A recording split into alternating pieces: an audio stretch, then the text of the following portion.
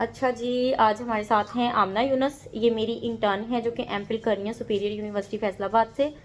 तो हम आमना को कुछ बच्चों के बिहेवियर्स के बारे में और बिहेवियर थेरेपी के बारे में बता रहे हैं। सबसे पहले आमना हमने डिस्कस किया है न्यूरो डेवलपमेंटल डिसऑर्डर्स, जिनमें autism, ADHD, developmental delayed, CP, motor movement disorder, specific learning and ID, intellectual disability आता है। ठीक है, हमने इन पे क्या अप्लाई करना है, साइकोथेरेपी, क्योंकि आप स्पीच थेरेपिस्ट नहीं हैं, आप साइकोलॉजिस्ट हैं, तो हम सिर्फ आपसे जो है ना साइकोलॉजिकल इश्यूज और उनसे रिलेटेड चीज़ों को ही करेंगे।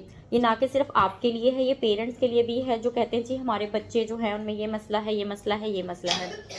हमेशा जब हम बिहेवियर थेरेपी चूज़ करते हैं तो हम क्या करते हैं कि वो बिहेवियर्स मतलब पॉजिटिव हैं या नेगेटिव हैं, उनको ख़त्म करने के लिए या उनको स्ट्रेंथ करने के लिए, पॉजिटिव बिहेवियर को स्ट्रेंथ करने के लिए, नेगेटिव बिहेवियर को ख़त्म करने के लिए और उनको चेक एंड बैलेंस रखने के लिए आया। हमने कितना काम किया है या बच्चों के पेरेंट्स ने कितना काम करवाया और हमें उस पर और कितने काम की ज़रूरत है और हमें क्या रिजल्ट मिले। तो हम एक चार्ट बनाते हैं जिसे हम कहते हैं कॉन्टीजेंसी मैनेजमेंट चार्ट।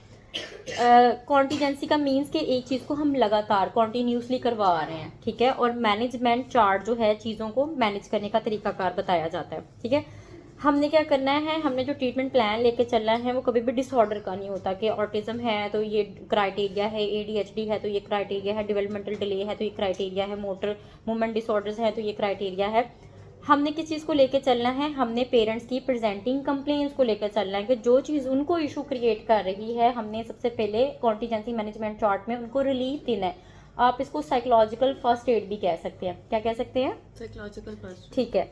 अच्छा जी, बच्चे मोस्टली जो पेरेंट्स आते हैं वो क्या कंप्लेन करते हैं जी, हमारा बच्चा बहुत ज़्यादा जिद और गुस्सा करता है। ठीक है, उनकी कंप्लेन क्या होती है, हमारा बच्चा बहुत ज़्यादा जिद और गुस्सा करता है, हमें कुछ तरीकाकार बताएं कि हम किस तरह से अपने बच्चे को कंट्रोल कर सकते हैं। तो उसके लिए हम क्या करेंगे, हम कॉन्टीजेंसी मैनेजमेंट चार्ट बनाएंगे जिसमें पहले हम वो प्रेजेंटिंग कंप्लेन लिखेंगे, फिर उससे रिलेटेड थेरेपी और टेक्निक्स को लिखेंगे और फिर हम क्या करेंगे उसके आगे लाइंस लगा के डेज लिखेंगे कि हमने उसको मंडे को काम करवाया तो उसमें कितना फ़र्क था और कितने मिनट हमने काम करवाया। अगर हमने उसको ट्यूसडे को करवाया है, अगर हमने वेडनेसडे को करवाया, अगर हमने थर्सडे को करवाया, अगर हमने फ्राइडे को करवाया है, सैटरडे और संडे को करवाया है, तो एक हफ्ते के बाद बच्चे में क्या फ़र्क आया। अच्छा, ये चार्ट हम एक हफ्ते का भी बना सकते हैं, 7 डेज़ का, 7 डेज़ के अलावा 15 डेज़ का बना सकते हैं, 30 डेज़ का बना सकते हैं। डिपेंड्स ऑन अस कि हम उसको कितनी देर टास्क को लेकर चल रहे हैं। मोस्टली जो होता है ना शॉर्ट टर्म चार्ट्स होते हैं, हम 7 डेज़ का बनाएंगे। अगर देखेंगे कि आगे भी उसमें सिम्टम्स आ रही हैं तो हम दोबारा इसी चार्ट को कंटिन्यू करेंगे, ठीक है, या उन सेगमेंट्स को कंटिन्यू करेंगे जो वो बच्चा नहीं कर पा रहा। अच्छा, इसमें क्या होता है कि फॉर एग्जांपल बच्चे को बहुत गुस्सा आता है और जिद करता है, तो इसमें ऑटिज्म, अगर हमारे पास 6 बच्चे हैं ऑटिज्म के लेकिन उनका नेचर, उनकी फितरत और उनकी साइकी डिफरेंट है, तो हम क्या करेंगे उनके हिसाब से हम उनको ये ट्रेनिंग करवाएंगे। सबसे पहले हम क्या करेंगे, डिस्प्लेसमेंट। जो गुस्सा है वो एक एनर्जी होती है, अगर ये डिस्प्लेस हो जाए तो सबसे बेहतर होता है, अगर ना हो तो बच्चा सारा दिन इरिटेट रहता है। उसके लिए हम पेरेंट्स को भी कहेंगे और ख़ुद भी उनसे करवाएंगे कि बच्चों को हम फिजिकल प्ले करवाएंगे, ठीक है, जिसमें हम मुख्तलिफ चीज़ों का, फुटबॉल्स का या कहते हैं कि फिजिकल एक्सरसाइज का, जैसे रस्सी कूदना, जैसे भागना, जैसे दौड़ना, जैसे चीज़ों को उठाना, ठीक है, जिसमें बच्चे की टोटल फिजिकल एक्सरसाइज हो, हम वो करवाएंगे। लाइक हमने टास्क लिया है 30 मिनट्स तक हमने बच्चे को करवाना है, हम चेक करेंगे कि बच्चा कितनी देर करता है, ठीक है।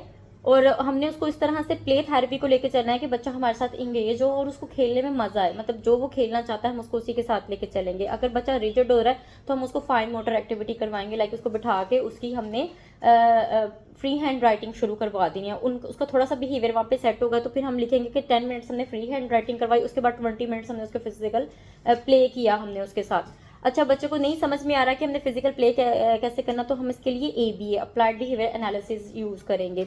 अप्लाइड बिहेवियर एनालिसिस में हम कौन सी टेक्निक यूज़ करेंगे, मॉडलिंग। हम बच्चे को खेल के दिखाएंगे, 2 थेरेपिस्ट आपस में खेल सकते हैं या हम किसी और बच्चे के साथ खेलेंगे कि बेटे ऐसे खेलना है, तो आहिस्ता आहिस्ता हमें देख के, या फिर हम क्या करेंगे उसको असिस्टेंस देंगे कि आपने इस तरह से खेलना है। फॉर एग्जाम्पल बच्चा नहीं सीख रहा 1 दिन, 2 दिन, 3 दिन, 4 दिन, वो आहिस्ता आहिस्ता उसको समझ आ जाएगा कि ये मुझसे ये काम करवाना चाहते हैं तो वो कर लेगा। आपने ऑन द स्पॉट जो है, आपने या पेरेंट्स ने हार नहीं माननी कि बच्चा नहीं काम कर रहा तो चलो छोड़ दो, साइड पे करो। देखो, हम उनको सिखाएंगे तो वो सीखेंगे, अगर हम ऐसे कहेंगे कि छोड़ दो फिर तो वो बच्चा साइड पे हो जाएगा। हार्डली वो 7 डेज लगाएगा और वो चीज़ को प्ले करना शुरू कर देगा, ठीक है। इसके बाद अगर बच्चा फिर भी उसमें एनर्जी है तो हम उसको क्या करेंगे, उठक बैठक करवाएंगे। हम इसको स्केल आउट करेंगे, लाइक बच्चे की एनर्जी है 10, हमने प्ले के बाद चेक करना है कि आया बच्चे की एनर्जी माइनस हो रही है कि प्लस हो रही है। अगर बच्चे की एनर्जी प्लस हो रही, मतलब 10 से प्लस 11 प्लस 12, हमें लगता है कि पहले से ज़्यादा एनर्जेटिक है, क्योंकि हमने ऑब्जर्वेशन स्केल यूज़ करना है। तो हम क्या करेंगे कि हम अपनी टेक्निक्स को चेंज करेंगे, हम इसमें डिफरेंट अदर टेक्निक्स को या अदर एक्सरसाइजेस को यूज़ करेंगे, जिसमें बच्चे की जैसे जंपिंग जो है, जंपिंग पैड यूज़ करेंगे, या फिर हम क्या कहते हैं वो बॉक्सिंग पैड्स यूज़ करेंगे कि बच्चे को हम बॉक्सिंग करवाएंगे। लेकिन हमने ख्याल रखना है कि बच्चा हिटिंग बिहेवियर ना सीख जाए, ठीक है। पॉजिटिव की तरफ लेके जाना है। अगर हमें मोस्टली क्या होता है कि बच्चा माइनस की तरफ ही जाता है, पॉजिटिव नहीं होता। हमने क्या करना है, 7 डेज का चार्ट बना लिया, हमने डेली बेसिस पे खुद भी एक्सरसाइज करनी है और हमने उसकी मदर को भी कहना है कि आप ये चीज़ करें। पेरेंट्स क्या करते हैं कि बच्चा हमारे पास तो एक्सरसाइज करता तो हमारे पास रिलैक्स रहता, कुछ उसको पता भी होता है कि ये टीचर है तो मैंने इसके साथ ये चीज़ नहीं करनी, लेकिन वो पेरेंट्स को घर जाके तंग करता है। पेरेंट्स क्या करते हैं, हमसे पूछ तो लेते हैं लेकिन वो क्या उसको अप्लाई नहीं करते। वो एक दिन अप्लाई करेंगे, वो खुद ही अपने बच्चे से तंग आ जाते हैं और वो नेक्स्ट डे उसको अप्लाई नहीं करते। तो आपने क्या करना है, पेरेंट्स को मोटिवेट करते रहना और डेली बेसिस पे चेक एंड बैलेंस करना है कि आया आज उन्होंने अपने बच्चों को ये काम करवाया। प्यार से, तहम्मुल से, साइको एजुकेट करके उनको मोटिवेट करते रहना। जब 7 डेज तक पेरेंट्स खुद काम करवाएंगे और देखेंगे कि हमारे बच्चे में एक पॉजिटिव चेंज आ रहा है, तो वो फिर आपकी थेरेपी को भी अप्रिशिएट करेंगे, आपको भी अप्रिशिएट करेंगे और खुद भी अपने बच्चे के साथ काम करवाएंगे, ठीक है। इससे क्या होगा कि हमने बच्चे का जो जिद का बिहेवियर है उसमें एक और एस्पेक्ट होता है कि बच्चा जिद इसलिए करता है कि उसने पेरेंट्स की अटेंशन को सीख करना होता है कि मेरा माँ बाप जो है वो मुझे अटेंशन दे, तो वो फिर जिद करता रोता है, तो माँ बाप फ़ौरन से बच्चे को पकड़ लेते हैं। जिस चीज़ की वो जिद कर रहा है कि मुझे खिलौना चाहिए, तो फ़ौरन से प्रोवाइड कर लेते हैं। इसमें भी हमने पेरेंट्स को एजुकेट करना है कि भाई आप नेगेटिव रीइंफोर्स करें बच्चे को, मीन्स कि आप उसके इस बिहेवियर को इग्नोर करें।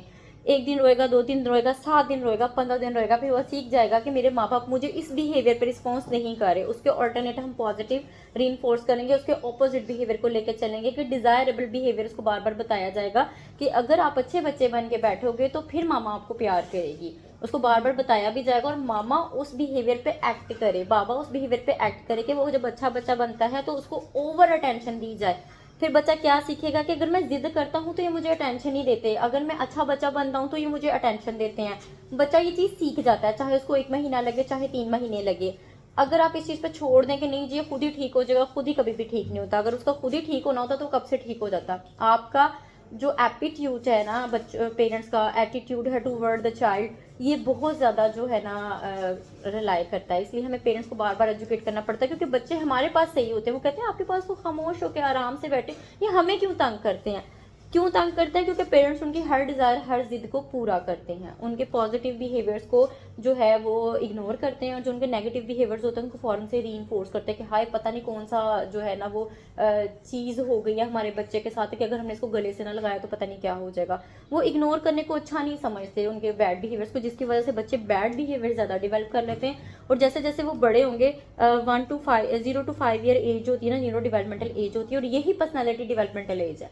उनकी एक पर्सनालिटी डेवलप हो जाती है, फिर वो मुसलसल जिद्दी ही रहते हैं। ना कि सिर्फ माँ बाप ने अदर क्या करते हैं, माँ बाप तो अपने बच्चे को कंट्रोल करते हैं। जो दादा दादी होते हैं, जो चाचू लोग होते हैं, वो पता नहीं बच्चे के साथ कौन सी उनको एम्पैथी होती है कि नहीं नहीं नहीं नहीं छोड़ दो, ये नहीं हो सकता, वो नहीं हो सकता, हमारा बच्चा पता नहीं मार ही देंगे माँ बाप ना। तो पेरेंट्स के साथ साथ उसकी जो बाकी फैमिली है उसको भी चाहिए कि वो इन असूलों को लेके चले। मोस्टली यही होता है कि पेरेंट्स खुद तो स्ट्रगल कर रहे होते हैं लेकिन बाकी फैमिली उनको स्ट्रगल नहीं करने देती। वो एक एक्सट्रीम एम्पैथी लेके आ जाती है, जिसकी वजह से उनको तो सफ़र नहीं करना पड़ता, पेरेंट्स को सफ़र करना पड़ता है। और फिर बाद में आराम से जो हमारे माशरे के हालात हैं कि आराम से कह देते हैं माँ ने तो तमीज़ नहीं दी, बेचारी माँ सारा दिन खपती रह जाए, लेकिन दादा दादी ने क्या करना होता है, माँ ने तमीज़ नहीं दी। तो हमने क्या करना, फैमिली के हर मेंबर को है एजुकेट करना है। आज जो मैंने वीडियो बनाई है, मेरा इसमें मकसद भी यही है कि फैमिली का हर मेंबर एजुकेट हो कि सिर्फ बच्चे को माँ की और बाप की अटेंशन की ज़रूरत नहीं होती। दादा दादी जितना उनसे मोहब्बत करते हैं, अगर आप उनसे मोहब्बत करते हैं ना, तो फिर आप ऐसा करें कि आप बच्चे की मेंटल ग्रोथ पे भी जो है वो वर्किंग करें, ना कि फिजिकल ग्रोथ में कि चीज़ी ला के दे दी तो बच्चा खा लेगा। ठीक है, आप मेंटल ग्रोथ पे भी वर्किंग करें, उसके बिहेवियर्स पे भी वर्किंग करें और पेरेंट्स का साथ दें। Thank you.